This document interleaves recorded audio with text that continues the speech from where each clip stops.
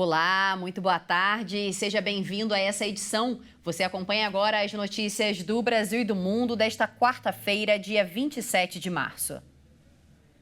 O Ministério da Saúde anunciou hoje a chegada de mais de 900 mil doses do imunizante contra a dengue em 154 municípios que compartilham redes de comunicação e infraestrutura de transportes. O objetivo é integrar a organização, o planejamento e a execução de ações e serviços de saúde nessas regiões. Betim, em Minas Gerais, Recife, a Grande Florianópolis e São Paulo estão entre as regiões contempladas. O Programa Nacional de Imunizações espera que até a semana que vem comece a vacinação. Na primeira etapa, 521 cidades haviam sido selecionadas para aplicar o imunizante, após a pasta da saúde determinar que fossem incluídas as cidades com mais de 100 mil habitantes e os municípios vizinhos com casos de dengue tipo 2. Vale lembrar que o Brasil foi o primeiro país no mundo a oferecer a vacina na rede pública. E mudando de assunto, o governo federal deve anunciar na próxima semana melhorias no setor imobiliário.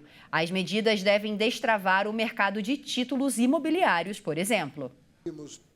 O ministro da Fazenda, Fernando Haddad, disse que no Brasil não tem mercado de crédito tão robusto quanto o do mundo desenvolvido. Com isto, o presidente Lula deve apresentar na próxima semana medidas para destravar o setor imobiliário.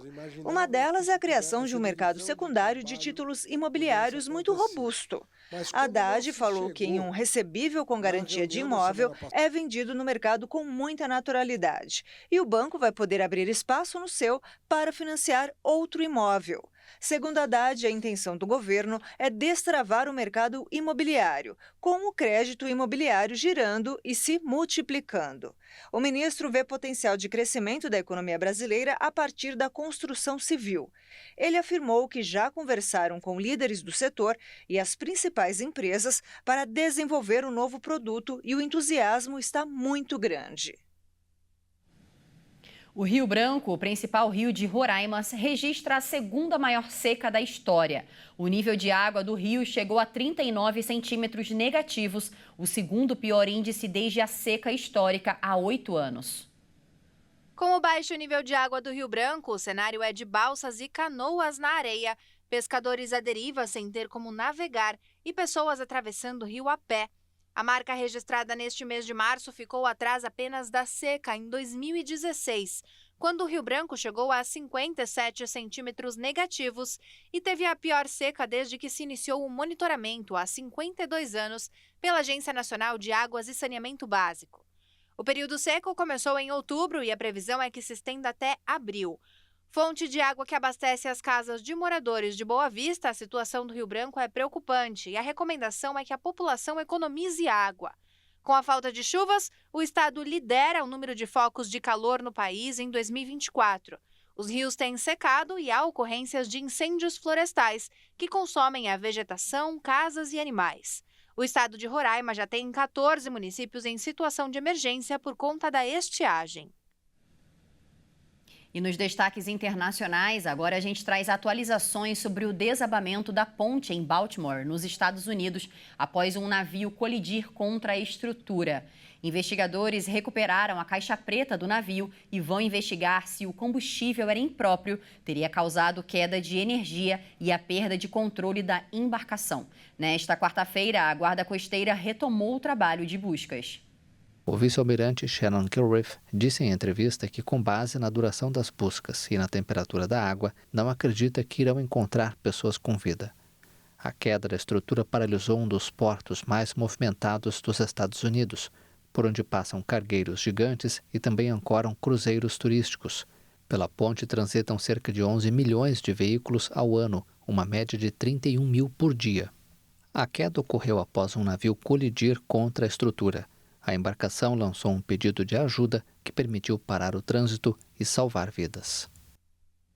E a Venezuela considerou intervencionista a preocupação do Brasil e da Colômbia com as restrições eleitorais. A chancelaria da Venezuela repudiou a nota do Ministério das Relações Exteriores brasileiro, divulgada ontem sobre o tema.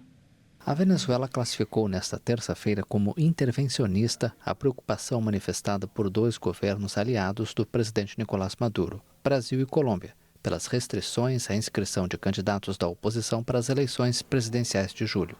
Ainda segundo a Venezuela, o comunicado parece ter sido ditado pelo Departamento de Estado dos Estados Unidos. Brasil e Colômbia expressaram preocupação com as restrições contra candidatos opositores antes das eleições de 28 de julho na Venezuela. O governo brasileiro acompanha com expectativa e preocupação o desenrolar do processo eleitoral naquele país, declarou em nota o Itamaraty, que até agora havia se mantido à margem das críticas contra o pleito no país vizinho. O prazo de inscrição dos candidatos para as eleições de 28 de julho terminou à meia-noite de segunda-feira, sem que a Plataforma Unitária Democrática, principal força de oposição ao presidente Nicolás Maduro, tenha conseguido registrar sua candidatura, embora tenha inscrito provisoriamente nesta terça um ex-embaixador, Edmundo Urrutia. A oposição pretendia escrever Corina Lloris, acadêmica de 80 anos, nomeada por Maria Corina Machado para representá-la. E em Pequim, na China, o presidente Xi Jinping se reuniu com empresários norte-americanos para atrair investimentos estrangeiros em um momento de desaceleração econômica no gigante asiático. Sempre haverá diferenças porque as pessoas são diferentes, mesmo as pessoas da mesma família não são iguais. Mas devemos procurar pontos comuns, permitir que existam pequenas diferenças e construir mais consenso. E isso é o certo tanto entre nações como entre membros de uma mesma família.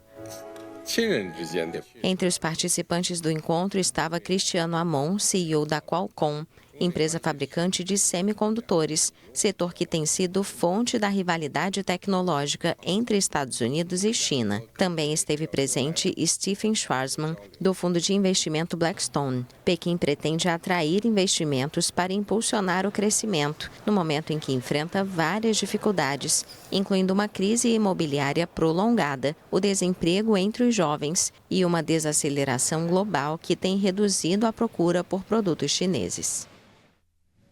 E por hoje é só, essa edição fica por aqui. Eu agradeço demais a sua companhia e te convido a ficar ligado na nossa programação. Até mais!